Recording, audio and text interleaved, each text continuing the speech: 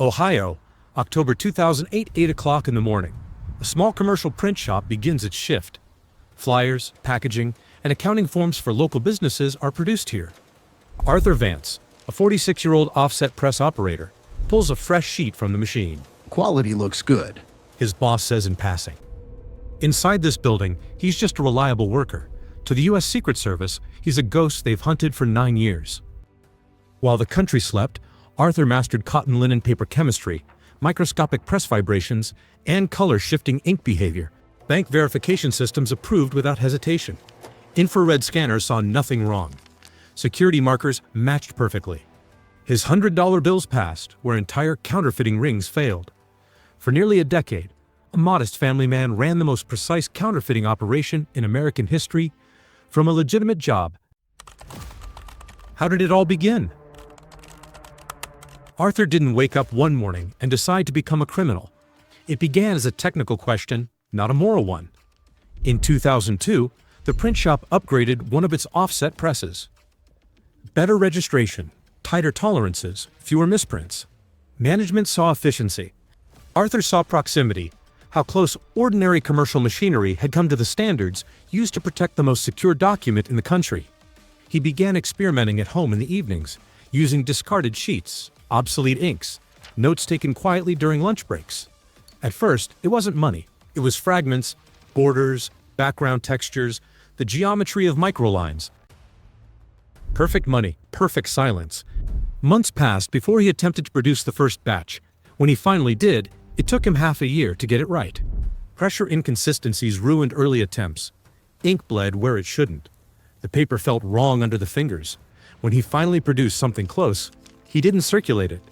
He folded it carefully and placed it in a drawer. It stayed there for weeks. The moment of testing came unexpectedly at a small gas station late one evening. The cashier was tired, distracted. Arthur handed over the bill, already preparing an explanation in his head. The cashier barely looked at it. The register opened. The bill vanished into the drawer. No alarms. No hesitation. Nothing happened. That silence was louder than any warning. Arthur didn't scale up. He refined. He produced fewer bills, but each one was cleaner, more accurate than the last. He corrected microscopic errors that no human eye could detect but machines might. His confidence grew not from greed, but from precision. Still, the money had to move. He couldn't spend it openly, so he chose places that didn't ask questions: corner stores, newspaper kiosks, family-owned shops, where margins were thin and verification tools non-existent. He would buy a soda, a pack of gum, a cheap sandwich, always receiving legitimate change in return. The bills blended into daily commerce, passing from hand to hand, becoming untraceable within hours. At one such store, a clerk hesitated, holding the bill up to the light. Arthur felt his chest tighten. "You want a different one?" He asked calmly. The clerk shrugged. "Nah, it's fine." That was enough. Arthur walked out with legal money in his pocket and a growing sense of unease he couldn't name. Years passed. The operation never grew beyond what he could control. No partners, no sales, no expansion. Hat restraint kept him invisible. To his co-workers, he was a reliable technician. To his neighbors, a quiet family man.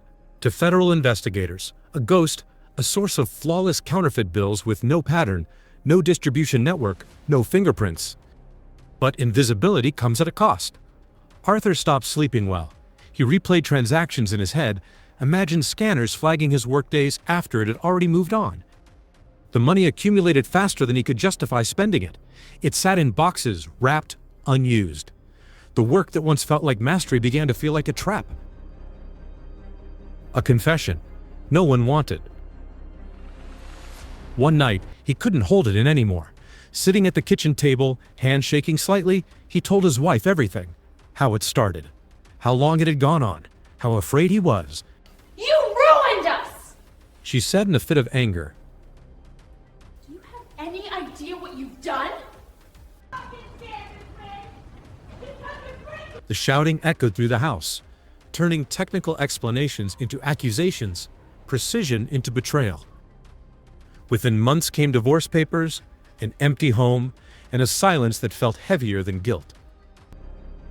When the truth wasn't enough, with nothing left to protect, Arthur made a decision that surprised even him.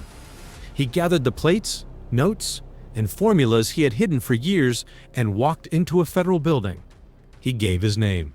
He explained everything. He believed honesty still mattered. During questioning, an agent leaned forward and asked, almost clinically, Do you understand the scale of what you've done? Arthur nodded. Yes. He said, the system didn't see remorse, it saw risk. A man who could defeat its safeguards alone was not someone to rehabilitate. He was someone to neutralize. You are sentenced to life imprisonment. No consideration for cooperation. No acknowledgement of restraint. Just removal. In his cell, stripped of tools, stripped of purpose, Arthur faced the one problem he could not solve. 6 months later, on a quiet weekday morning, a guard found him hanging from a bedsheet. The man who had spent a decade perfecting every detail had finally encountered something he couldn't engineer, a reason to continue. The case was closed. The bills stopped appearing. And the system, satisfied, moved on.